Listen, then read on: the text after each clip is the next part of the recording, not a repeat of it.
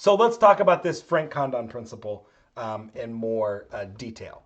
Okay, so the molecule undergoes a transition to the upper vibrational state that most closely resembles the wave function of the vibrational ground state. Okay, so once again, if this, and this is an exaggerated picture right here, but if we remember the electronic ground state wave function of the vibrational ground state, so I'll say nu equals 0, is just one simple Gaussian, right? So the most likely position for the molecule is right there. And of course, on this potential energy scale, right, that puts it right there. Okay.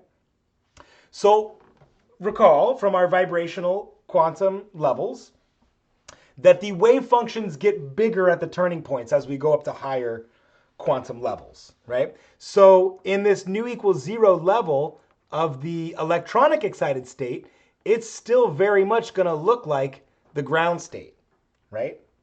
And that means, of course, there would be very small yet finite probability of getting absorption from nu equals 0 to nu equals 0.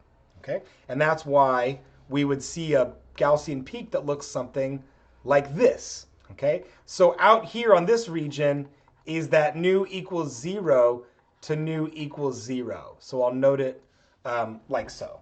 Okay?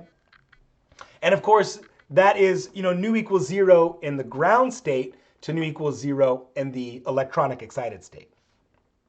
However, as we go up the levels, remember the vibrational excited states start to look like this, right? And as we go up to higher and higher levels, they get bigger at the turning points. So this fictitious example shows some really nice overlap with what I'll say is the 0, 1, 2, 3. We'll just suppose that that's the fourth vibrational state. Okay, so now you can see right here, our lambda max is going to come from nu equals 4 from nu equals 0. Okay, because that's where the best overlap was.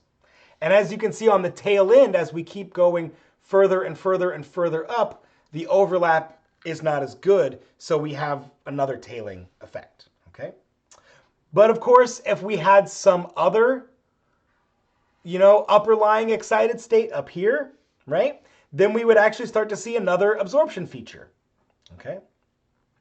And so that's where we're going next, okay? So to summarize, a strong overlap results in a strong absorption and vice versa. So when we observe a UV vis spectra, that lambda max is corresponding to this Frank-Condon principle, the vertical transition principle, okay? And it's also important to note, not all molecules, in fact, the majority of molecules don't have this like picturesque scale that we're seeing here, right? Where like some, upper lying vibrational state is like perfectly overlapping with the electronic state. Most of the time, that is not the case. This is just the easiest case to draw, okay? But I will show you some interesting examples of real molecules that follow this picture beautifully. And the resulting spectra is quite cool to look at. Okay, so let's continue along. So the last thing I'll do to finish summarizing this portion of the talk is continuing along with this oxygen, okay?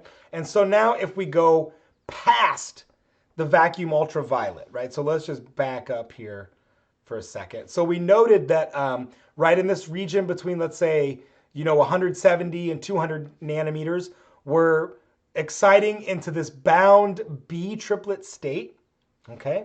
Oops, let me go to this picture. Right, so this bound B triplet state is giving us all of these various rotational and vibrational levels. So what happens if we excite past that state? Okay, well, if we go past that, and you can see now here, we're looking at the region from, 170 to 130. You can see now we've just got this beautiful continuum absorption. And the reason why we have this continuum absorption is because there are no upper lying bound states to excite to, right? As we keep going up and up and up, we are hitting these turning points, and eventually you can see we'll hit this triplet pi state, which is an entirely repulsive state that leads to photofragmentation of oxygen. And we can still get a spectrum when we excite to one of these repulsive anti-bonding states. We still get absorption. However, we don't get this nice, beautiful continuum absorption. Or excuse me, we don't get those nice features, those nice vibrational or rotational features, okay? And once again, just to make sure this is not confusing, right? We only would see those vibrational, or excuse me, really we'd only see those rotational features in a gas. We could still see the vibrational features in a liquid. We just have to literally be absorbing, right onto one of these bound states via the vertical overlap principle, okay? So I'm going to end it there. I think that's a pretty good place to stop this lecture. Trying to go a little bit shorter. And so we'll pick up from here in the next lecture. Hasta luego.